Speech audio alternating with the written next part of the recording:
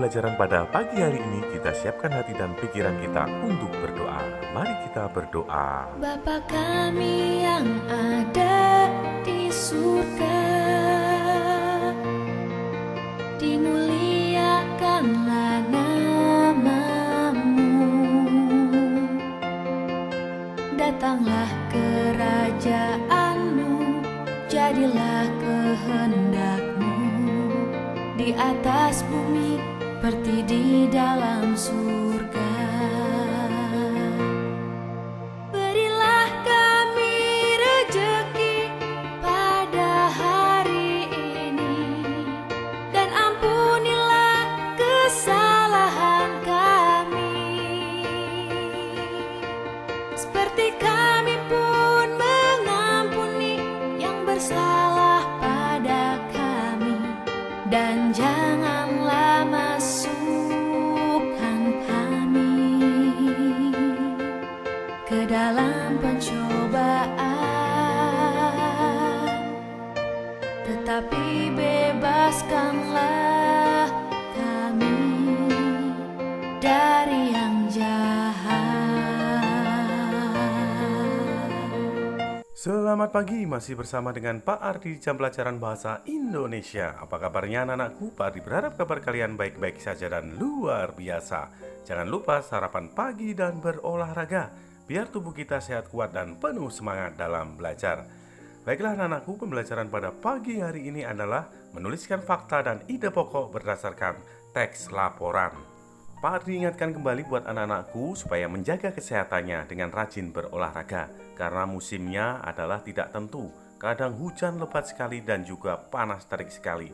Maka dari itu, jagalah kesehatanmu.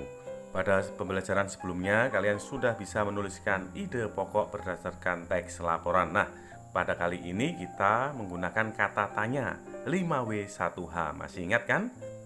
Teks laporan hasil pengamatan merupakan tulisan yang dibuat berdasarkan hasil penelitian atau pengamatan secara langsung atau fakta untuk menginformasikan kepada orang lain.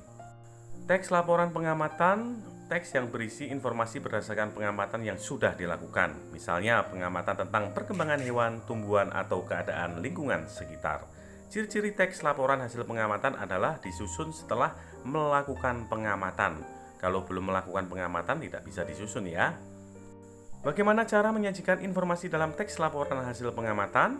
Untuk dapat menyajikan informasi dalam teks laporan hasil pengamatan, hal yang harus dilakukan adalah: pertama, melakukan pengamatan di sekitar. Kedua, menentukan objeknya. Ketiga, menentukan kegiatan atau kejadiannya. Keempat, mencatat setiap informasi penting. Teks laporan hasil pengamatan berupa informasi umum, kumpulan fakta-fakta atau bersifat fakta, simpulan. Terakhir, teks laporan juga terdapat ide pokok. Informasi penting tersebut dapat dilakukan dengan cara: 1. Membaca teks secara menyeluruh. 2. Membuat pertanyaan menggunakan kata tanya apa, di mana, kapan, siapa, mengapa, dan bagaimana. 5W1H atau adik Simba. Pak Ardi sudah sampaikan di awal tadi ya. Pak Ardi ingatkan fungsi kata tanya: apa untuk menanyakan suatu peristiwa, siapa untuk menanyakan orang, mengapa untuk menanyakan sebab atau alasan, kapan untuk menanyakan waktu, di mana untuk menanyakan tempat, sedangkan bagaimana untuk menanyakan cara atau proses. Dulu sudah Pak Ardi jelaskan, Pak Ardi ingatkan kembali supaya kalian bisa mengerti dan memahami. Perhatikan paragraf berikut ini, kita baca bersama-sama lalu kita buat pertanyaan dan juga cari ide pokoknya. Judulnya bebek. Bebek adalah unggas yang hidup di darat tetapi menyukai perairan. Penduduk Indonesia banyak memanfaatkan daging dan telur bebek untuk kebutuhan sehari-hari. Bulu bebek tidak pernah basah meskipun ia berenang dan menyelam. Hal itu karena bulunya memiliki kelenjar minyak. Lapisan minyak berguna untuk membuat suhu tubuh bebek tetap hangat di malam hari. Itu bacaan atau paragraf tentang bebek. Sekarang kita buat pertanyaan. Contohnya, di mana tempat hidup bebek? Jawabannya ada di darat tetapi menyukai perairan. Lalu yang kedua, apa yang dimanfaatkan penduduk Indonesia dari bebek? Yaitu jawabannya daging dan telur bebek. Dan yang ketiga, mengapa bulu bebek tidak pernah basah? Jawabannya karena bulunya memiliki kelenjar minyak. Nah, itu contoh pertanyaan dan juga jawabannya. Sekarang ide pokok paragraf pertama apa? Iya, benar sekali. Bebek adalah unggas yang hidup di darat tetapi menyukai perairan. Dan ide pokok paragraf 2 yaitu bulu bebek tidak pernah basah meskipun ia berenang dan menyelam. Itu tadi ya, penjelasan singkat dari Pak Ardi. Saatnya mengerjakan tugas.